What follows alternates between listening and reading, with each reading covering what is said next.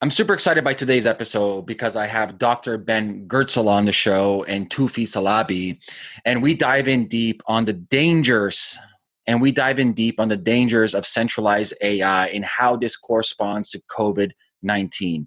Now, Dr. Ben Goertzel is an artificial intelligence researcher, chief scientist, and CEO of SingularityNET.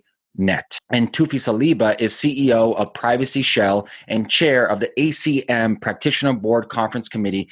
Toufi's background is mainly machine learning, decentralized governance, and distributed computing.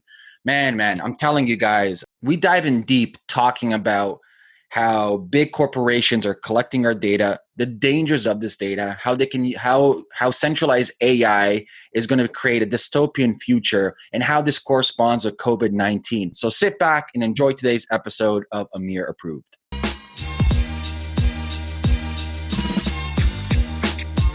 Toufi, Ben, thank you so much for going on the show, and I'm super excited about this. And I think it's, I think it's very topical, very topical. We're talking about two things that are very important. We're talking about AI, the future of AI. Where do we see it, where it's going, and how does this tie into COVID-19? And so I kind of want to put the ball in your guys' court and kind of start this conversation is like, what's your guys' hypothesis, thesis, like where we're heading to? Thanks, Ameer. Before we get going, I often, whenever we talk to people that they don't know us, I like to say full disclosure, we do have a partnership, Ben and I, in something that's called the DIA, Decentralized AI Alliance. It's a not-for-profit. It's, if anything, has no way of benefiting. We've been spending money into it. It's just the two of us mainly, and our companies we've brought and people that they're supporting us. So we've founded the Decentralized AI Alliance and currently have about 65 different companies that they're members of it. We also have, as a full disclosure, we have partnership in a company called TODA, which is currently, it's a deployment of Singularity on TODA, one of the TODA APIs, but it's intent to have a Singularity on TODA and enable a marketplace. It's more like amongst many of the marketplace of the Singularity. So full disclosure, we do have partnerships together, but the most important thing of what brought us together is that we've been working in parallel towards a similar or main goal, and then we converged several times and we decided to do a lot of partnerships. And I'll let Ben talk a little bit more about these things. He's got a lot more history than a lot of people in AI, and he is extremely controversial, and a lot of people may not necessarily believe his AI, but when they get deep and they'd be like, holy moly, I've been missing on seeing his points. So I'll let him talk.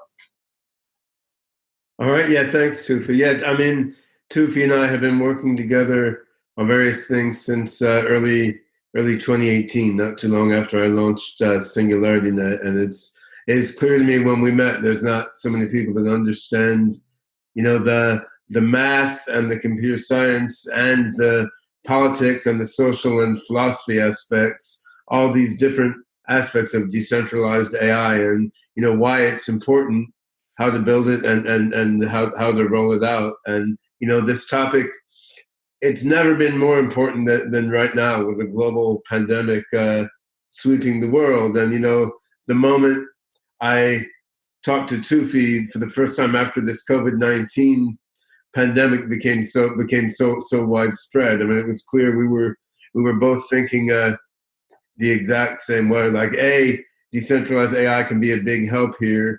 B, the centralized governments and big centralized tech companies, while genuinely acting to help people in the world, at the same time are going to be setting into place mechanisms that may well come back to bite everyone a little bit later. And, Toufi and I saw this like within a fraction of a second of knowing there was a pandemic sweeping the planet.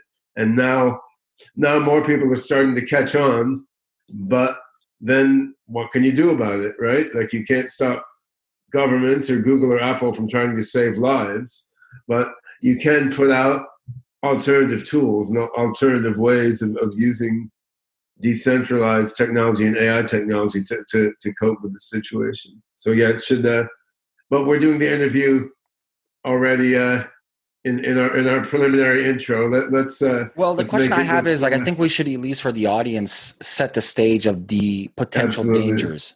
So let's talk about that. What are the potential dangers that people aren't aware of right now? Yeah, I mean, obviously with a pandemic, the number one danger is us all getting sick and dying, and that's the number one most important thing. And whatever we can do within very broad limits to prevent that from happening, I mean, we want to do. On the other hand, there's a risk that the measures taken to control a pandemic stick around behind the scenes after the pandemic is gone in ways that ultimately may do even more harm than the good they did originally. So if you're looking at, all right, you've got a Fitbit, you've got a digital thermometer, you've got a pulse oximeter, and you're putting that information into an app which some well-meaning big tech company is feeding into their database. Then they're analyzing it together with national government, maybe sharing with other national governments to spread, to track the flow of the pandemic, right? And that's valuable. Something of that nature is certainly necessary. Now, after the pandemic is gone, will big tech and big government stop collecting data on everybody's physiology and using it, to track the next dangerous thing, like say nasty Muslim terrorists or whatever it may be, right? Of course they're not going to stop, right? Of course, there's always going to be some other really important thing that's viewed as a terrible threat.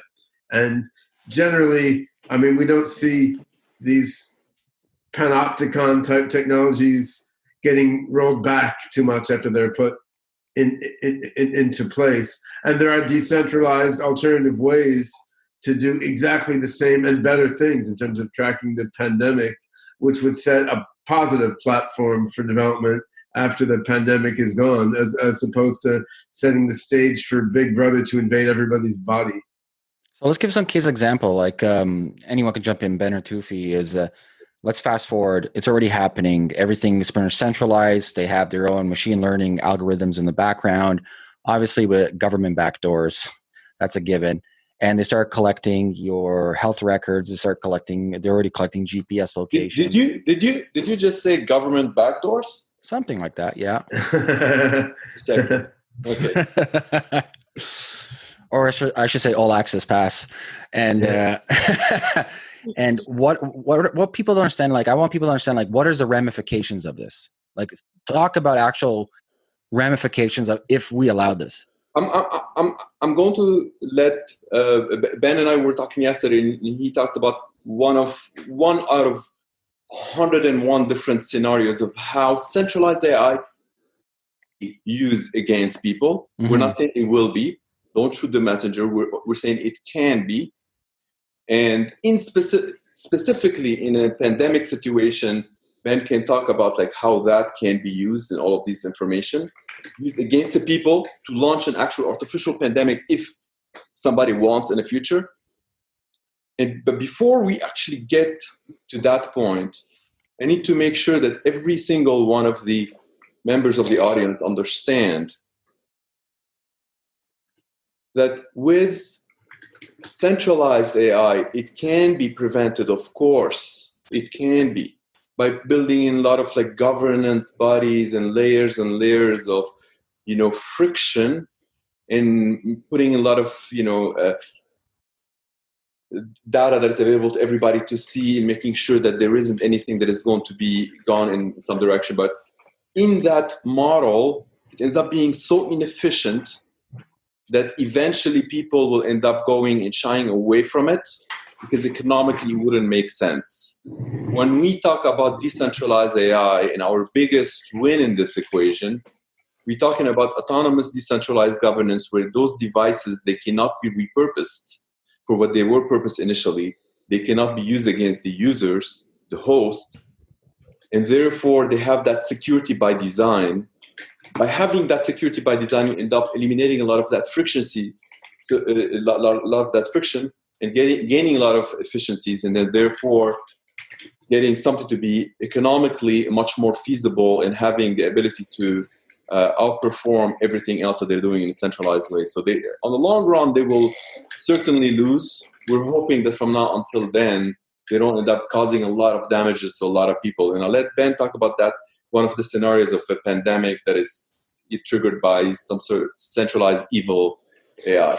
Yeah, I mean, let's talk about a couple specific AI functions that will be very helpful with the pandemic. I mean, one is agent-based simulation modeling, where instead of the crude epidemiology simulations that are now being done to model the spread of the pandemic and are being done to guide social policy decisions that are impacting everyone's daily life and costing the world economy maybe trillions of dollars a month. I mean, these rules like social distancing or restaurants only deliver 10-day quarantine to travel to Hawaii or something. I mean, on what basis are these rules being adopted? People's intuition and very, very crude, differential equations models of epidemic spreading. Now, we could make a much more fine-grained agent-based simulation, sort of like a SimCity type model, where you have little simulated AI agents playing the roles of the people moving around in the simulation of the US and the world. And using this sort of agent-based AI simulation, you could make much better predictions of how COVID-19 is going to spread, and also much better extrapolations of what the outcome of some policy choice is likely to be. So that's one example. Now, another example is AI-based anomaly detection on physiological data. So if you have thermometer, activity tracker, heart rate variability from your Fitbit, pulse oximeter, all these things connected into your smartphone, you can use AI-based anomaly detection to tell a couple days before you show any symptoms that you seem to be getting sick. And we're working on an app that does this within Rejuve, which is the SingularityNET spinoff. But there's been folks at Stanford University and other places that have worked on similar things. So you're able to tell things about the person's physiology and their state that they themselves don't know from their own feeling, right? Of course, this can be super valuable. If you're getting a little bit sick, I mean, if you're in somewhere that's doing COVID testing, you can go get tested. Otherwise, you could just, you be a little careful. You don't go visit your grandma that day, right? So these two things, they're extremely valuable in minimizing loss of life in a pandemic situation. On the other hand, imagine what happens when they're put together and used for other purposes after the pandemic is gone. I mean, we have a detailed simulation of the movement of people from one point to another and mass movements of human beings. And we're tying this into measurements of people's stress levels, people's movement and activity patterns, right? So then, if you want to, say, squelch a public demonstration, let alone tamp down a revolution, or track where the members of some organization are going, you're going to have a tremendously better set of tools for doing this type of monitoring. It's not that governments couldn't do this now necessarily. I mean, Fitbit is bought by Google. Eric Schmidt, who is Google's chairman and CEO, is very good friends with the NSA, right? I mean, all this potential was there. But what we're talking about is practically rolling out integrated systems that tie in, real-time physiological measurement of a huge number of people with in-depth agent-based simulations. And, I'm agitating right now for all these things to be rolled out to help with the pandemic. But because they're not being done well enough now, and they should be. But if they're rolled out in the wrong way, they're going to be used after the pandemic to make a police state that, hitherto has certainly never been seen in the Western world, and even beyond what China has managed to do so far. You remind me of one of my favorite movies, Gattaca, with Ethan Hawke. Yeah, that scratches the surface, right? Yeah. So, think about the discrimination. Think about, you guys familiar with, the Indian caste system they have, different levels? Yeah, of course. So, think about all the discrimination. We're like, oh, well, Ben, you got these health conditions over here. We can't give you insurance. You can't work for us, It's like, oh, Toufi, you have all these things. There's so many ways I see they can discriminate with people from Well, yeah, we saw that your heart rate, boosted too much when you were around this type of person. So that means your physiological responses were unacceptable. I'm sorry, you have a poor credit rating. You can't rent a car. Exactly. And so this is a real danger. I know a lot of people don't see it, but a lot of people aren't really tracking what's happening behind the scenes. They're not quite, let's say, savvy with what's happening within the AI space. I think we can all agree over here. Most people are kind of fed up with like all these big Silicon Valley companies. We're not deeming them good or bad, but more or less. You know, the COVID is reversing that. Now people love Amazon. Amazon is their lifeline.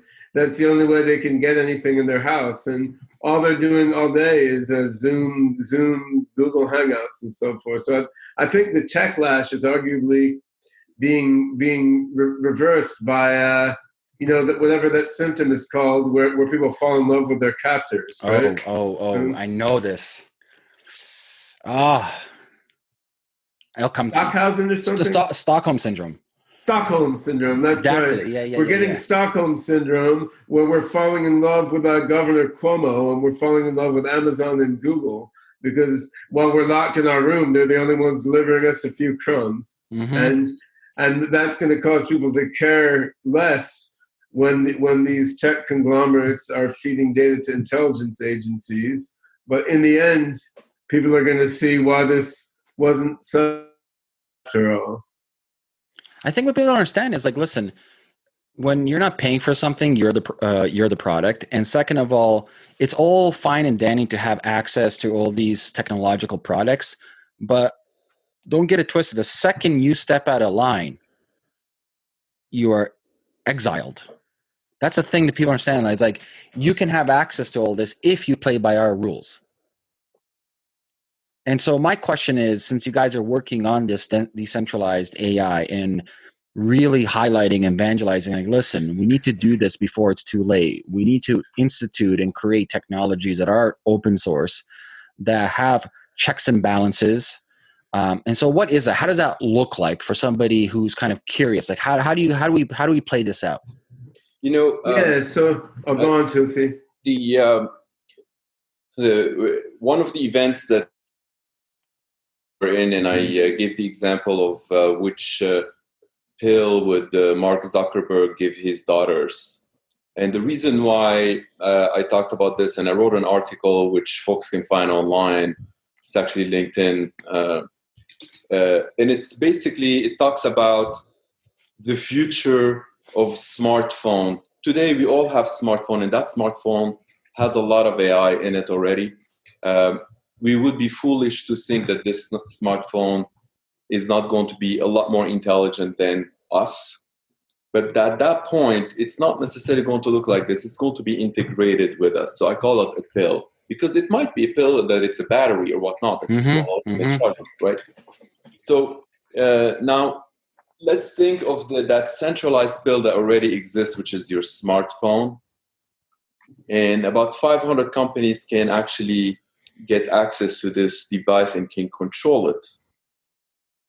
Would Mark Zuckerberg give the Facebook pill to his daughters, knowing that Facebook administrator could control it, could control his daughters? As opposed to something that we are working on diligently, and we have a lot of already followers, and we have a lot of companies that are working with us on that.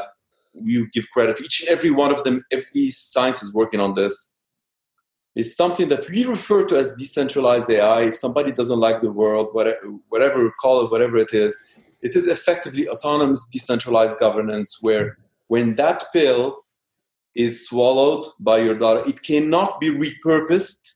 It cannot be used against your daughter. Let's imagine those two scenarios.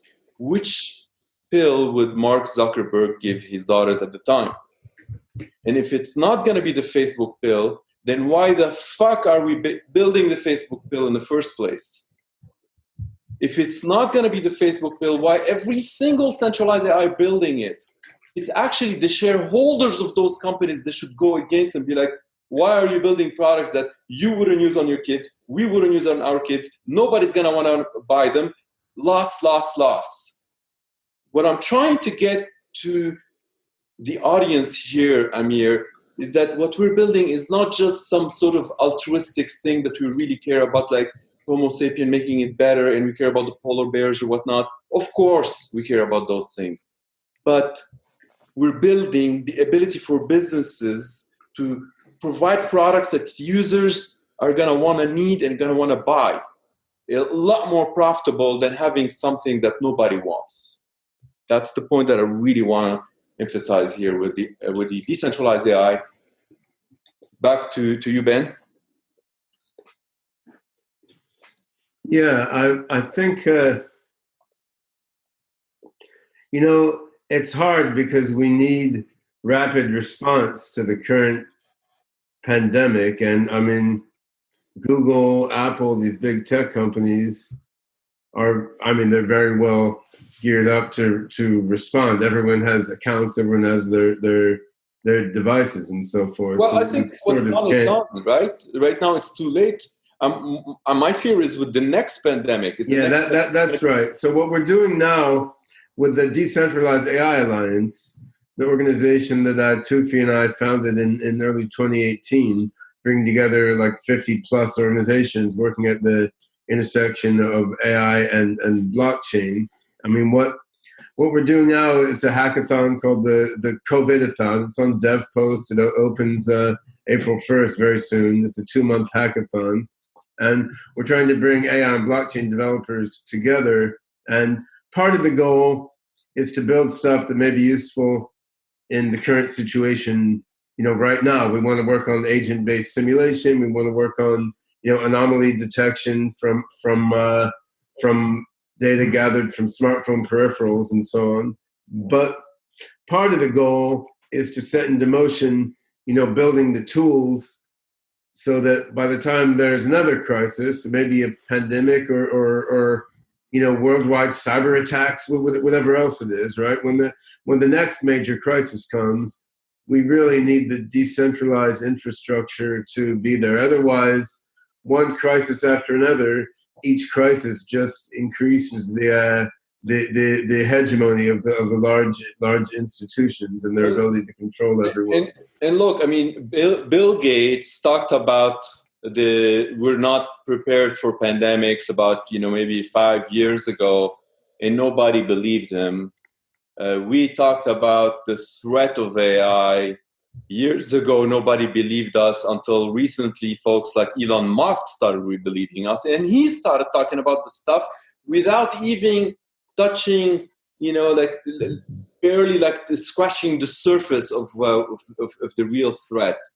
And the more people they're learning about the threat of centralized AI, the more they're joining forces with this. So now let's imagine in 5 years from now, Ameer, we find out that, what Elon Musk was talking about, that that specific centralized AI that is being built is more dangerous than nuclear, warheads.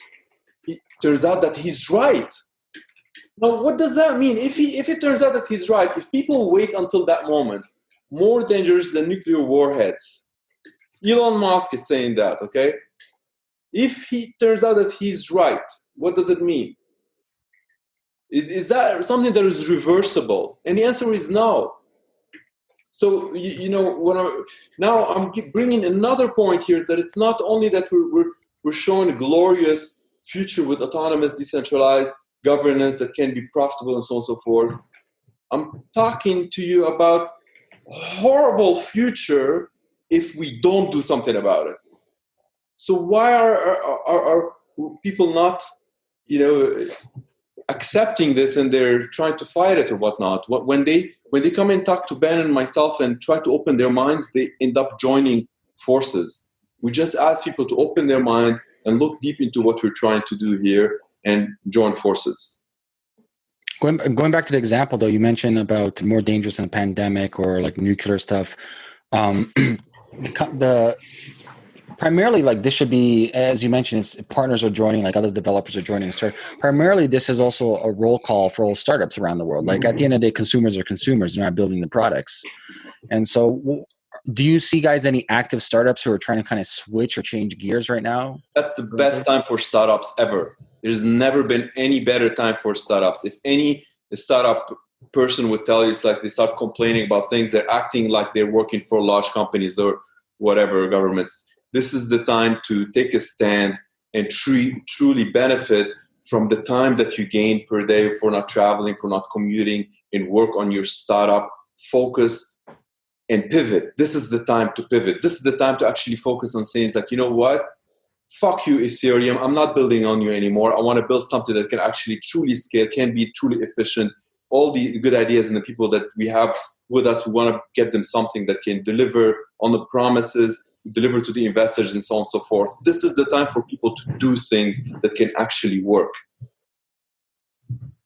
And so let's talk about more about, the mission that you guys have is both an organization, but is it also like a technology stack that you guys are building? I kind of want to get more clarity on that. Separate. There's something called the TODA. It's separate from the DIA.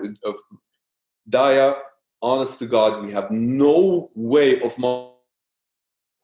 our own money and effort into it. And if anybody's trying to participate to tell you otherwise, they're lying.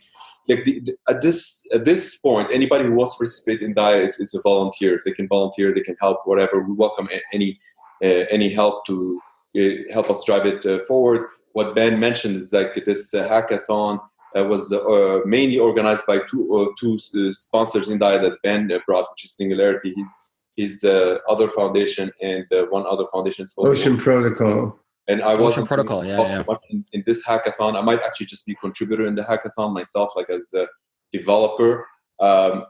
One thing that a lot of folks that can participate in this hackathon, start building things, brainstorming, and so on and so forth. They can bring their startups into it. It's a remote hackathon. People, they can do it from anywhere they are. The cool thing about working in environments like that, you end up collaborating with a lot of other folks and trying to complete instead of compete. You can also compete, but you can complete each other as well and become stronger. We truly believe that there are a lot of solutions, a lot of opportunities right now. And this is the time to stand up and truly make a difference in the world. This is the time to do something that is extremely relevant before we get to the next huge pandemic or problem that it's in cybersecurity and pandemic. Ben mentioned yesterday, like if centralized AI, somebody can get in and create a virus and knows all of those methods into how to prevent it, but using AI to make sure that it doesn't get prevented. All of those methods that people they're working on, you end up like bypassing them and killing 70% of the population. Is that a possibility? It is. Like I've seen case studies where people can alter pacemakers on humans. Right. So think about that. Yeah, I mean, there's no doubt, as nasty as COVID-19 is, a lot nastier pathogens are possible, either naturally originated or synthetically engineered. And it's clear that right now our best ways for dealing with these things are big tech companies and big governments. And it's clear this is bad, A, because there's danger in giving more and more power to these centralized entities, B, because these centralized entities aren't that good at dealing with this stuff, actually. I mean, they may be better than anything else at the moment, but they're not tremendously effective, right? So, I mean, we need far more agile, effective, and flexible ways of leveraging the world's intelligence to deal with problems like this. And we need ways that don't have this minor side effect of concentrating more and more oligopolistic and autocratic power in a few entities. And the good news is, we have the basic tools for that. We have TODA protocol that Toufi and his colleagues have developed. We have SingularityNET platform, and we have, Ocean Protocols code that's being used in COVIDathon, and dozens and hundreds of other amazing software protocols and packages. And there's a huge number of people with the tools and the ability to leverage these things to make software and hardware that will allow decentralized networks to deal better than centralized systems with whatever nasty things are thrown our way. But effort needs to be focused. And I mean, the COVIDathon hackathon is one step in that direction, certainly very far from sufficient. So, I mean, if we want to be sort of rosy-eyed optimists here, what we would say is, well, maybe this COVID pandemic is just severe enough to get people off their asses and make people activate and start developing alternative tool sets, networks, and mechanisms, so that when something even nastier maybe comes around later, then we have decentralized networks that can really help. I mean, Silicon Valley people are always talking about disruption, creative disruption. Well, COVID-19 is certainly disrupting things, right? We're seeing a hell of a lot of disruption right now, and this can cause you to crawl into your closet and curl up with your phone and just wait for the thing to end, or it can cause you to look around and say, well, what are the interesting opportunities that are offered by this chaos and this reorganization? Yeah, a lot of folks there around me, they stopped using the word viral. Yeah. They don't want to, hey, let's spread, let's go viral. And it's interesting time. I truly encourage every single person to truly take action now. This is the time to do a lot of things that can change the world to the better and make tons of money doing it. It happened. We can't go back in the past and say like there's no COVID-19. But one thing I'd leave you with, Ameer, I know we've scheduled half an hour for this. It's something that people may want to remember what's being done when you look at the history of the planet and the impact of something, how far it can go. COVID-19, without any doubt, restricted a lot of people from going out of their homes, restricted a lot of freedom. It's going in that direction where it's even enabling a lot of folks to build measures to restrict freedom as if it's, sometimes I use that example, what's the best and most efficient way to kill cancer? You kill the host. Let's not kill the host. There are methods to combat things like that without really destroying our nature and becoming bad people. Like Yuval Noah Harari wrote a phenomenal article of how we could build solutions without really killing the host, killing who we are, changing who we are, becoming bad just because, we need to solve a certain problem. There are better ways to tackle this. So that's from one perspective. From another perspective, I'd like to remind everyone what's another thing that existed on this planet that not a lot of people, nobody really knows where it came from as well, but it has the complete opposite of COVID-19.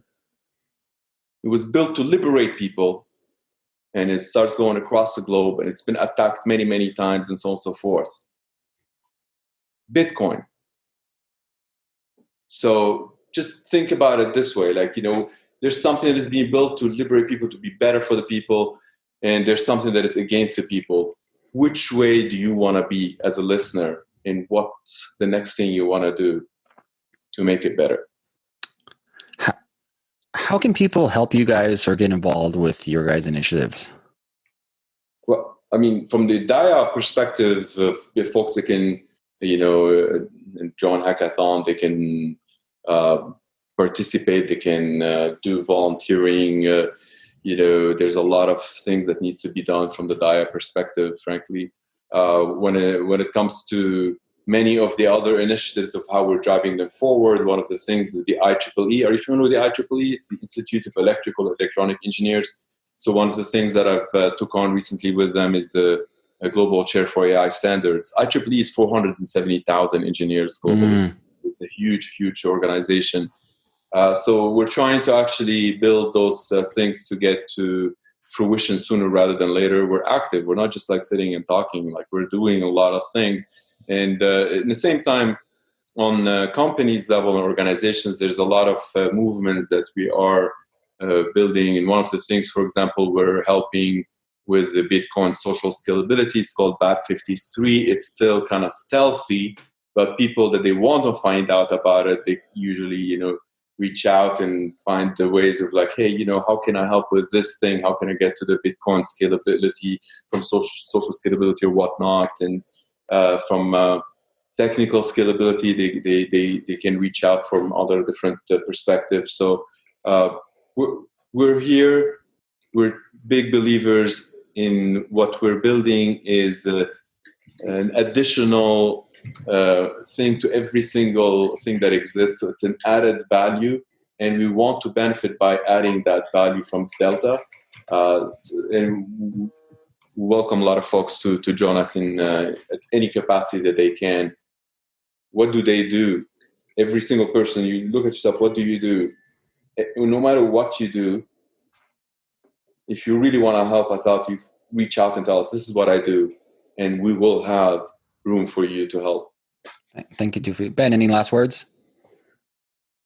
I think there's a lot of ways that everyone can help, and of course it depends on your expertise area. For anyone with a technical background in software, mathematics, AI, biology, project management, writing, making videos, whatever it is, there's COVIDathon, which we're just launching right now, and there's a host of different projects there. And even if you're not great at coding, I mean, we need people to write blogs describing the results of. We need videos made describing what's happening and why. I mean, when you really come down to it, almost everyone has a skill.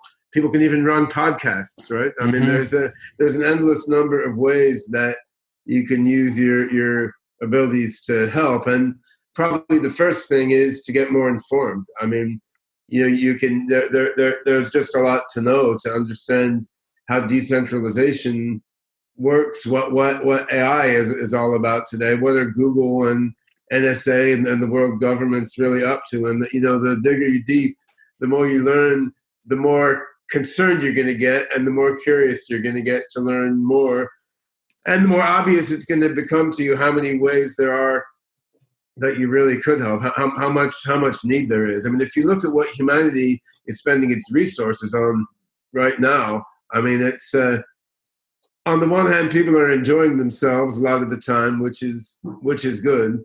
On the other hand, there's a lot more resources being spent on say reality TV, trashy throwaway T-shirts with stupid messages on them, like my SingularityNET T-shirt here, and I mean chocolatier chocolate and SUVs that burn gas more efficiently. Much less resources being spent on, say, medicines to stop people from dying or to help people live forever, or say making sure the superhuman AIs we're creating are going to be beneficial instead of turning people into spare hard drives. So I mean, there's not as much attention going on to the things that are really critically important to the future of our species. And actually, working on these things is even more fun than eating chocolatier chocolates and watching reality TV.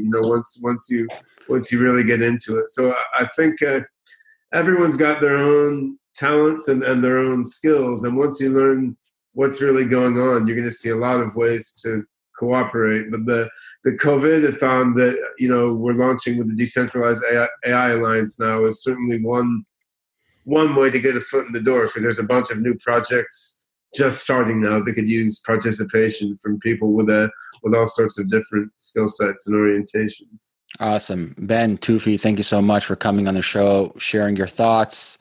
I wish you guys all the best. Good luck with the COVIDathon this April 1st. I'll make sure that I have show notes. This is going live within 24 hours. Anybody listening, go check it out. There'll be links in the show notes. Thank you guys once again. Thanks, beautiful. Ameer. Yeah, thanks for having us. Keep up the good work. Take care.